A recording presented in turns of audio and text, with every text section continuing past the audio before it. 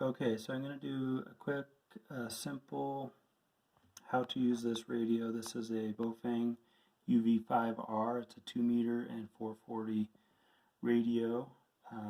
The audience for this video is non-licensed radio operators. So just real quick, some uses would be in response to a fire or a flood, which we've had in our neighborhoods, hiking or hunting without cell phone coverage, and then if there is an emergency, the ability to talk to hundreds of people at the same time, and being able to use radios is quite a tactical advantage. So let's just get into it. This is the on-off. That's off, that's on, and it's also the volume. Okay. And you'll see on the far right there's a channel 8 and a channel 8. So A is at the top and B is at the bottom. The top is just the numbers and the bottom is alpha, alphanumeric. And so really it's the same frequency. It's just helpful for the operator to know the alpha. Sometimes I know the alpha, and sometimes I know the numeric. So most of these radios should be configured, if I configured it and programmed it, for channel 19 at the top, which is the non-licensed frequency.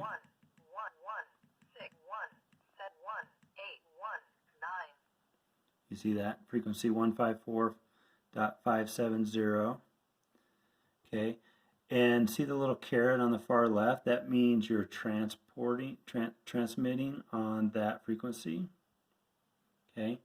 And if I push the AB button, that transmit will go down to the bottom. Okay. You want it at the top unless you're a licensed radio operator. And then I would also suggest this lock button. Right. And the radio should have the ability for a dual watch or dual monitor, and that's your on one frequency transmitting and receiving, but you can also listen to the ERC, the emergency radio communication. RT is the repeater. Okay, so on the left hand side of the radio is a PTT, push to talk, and that's what you would push to transmit. So a good tip is to press and hold and wait a second and then begin to speak, and then stop speaking and then release. Okay. You can't, two people can't talk at the same time, so you have to take turns. The bottom frequency, channel 8, we have a weekly net with our emergency radio communication every Sunday at 8 o'clock. I would recommend you tune in and listen to that. Okay. The 440, which we saw, like my family frequency here, 447, that's in the 440 range, frequency range. That frequency does very good in wood settings or buildings. That wavelength does a good job penetrating obstacles. Okay, so a couple of quick pro tips for you. Please charge your battery every 3 months. Use a headset for privacy or if you're in a loud environment. On the side of the radio, there's 2 pins, and you can jam your headset in there and put an earpiece in. Okay, and normally they'll have a mic of some sort. This is the signal stick antenna right here. Probably 4 to 10 times the performance with this antenna, and they're pretty unbreakable. They're about $22 if you just Google signal sticks.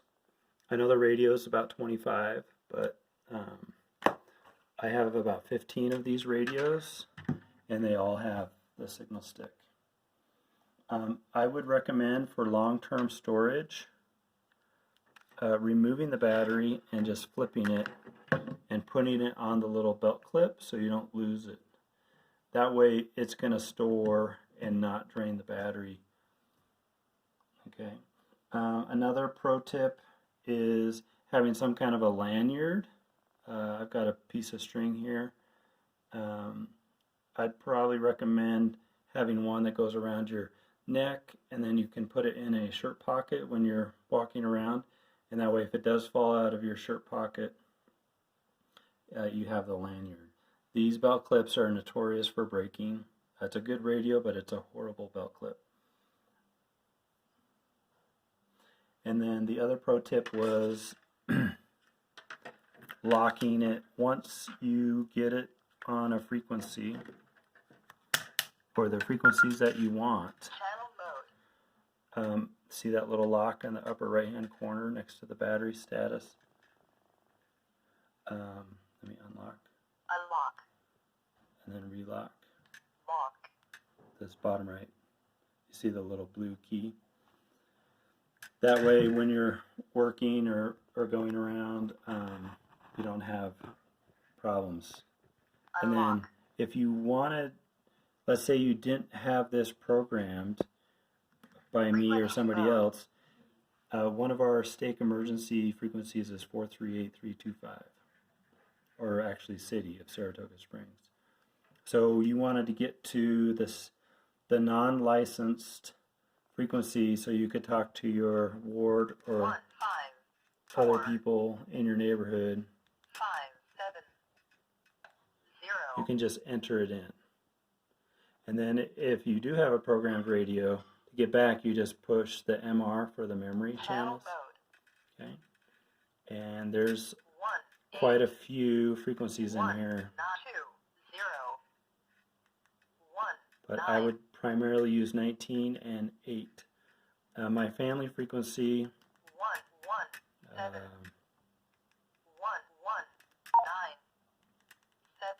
get down. No. I don't think I have my family frequency on this one. Anything ERC is emergency radio communication. 3, 4, 5, 6, 7, 8. Okay, so that should get you started. Getting your license is probably under 10 hours of study and under $20. Highly recommended is hamstudy.org. Just Google it. People want to go to the class, and I think it's a waste of time. Just memorize the answers and get your rubber stamp from the FCC government. And then once you have your ham license, then you can learn how to use the radios in a more practical manner. So just take the online quizzer as the actual test questions. I think there's hamstudy.org's free. There is a mobile app. I think it's a few dollars. So I highly recommend it to get your license so you can use the full potential of this radio. FRS, MERS, and GMRS are generally allowed for non-licensed people to transmit and receive. So there's FRS and GMRS and MERS. This frequency we're using for the stake non-licensed people, channel 19, is a MERS frequency. So thanks for tuning in. Sure, just move the dial to turn it off.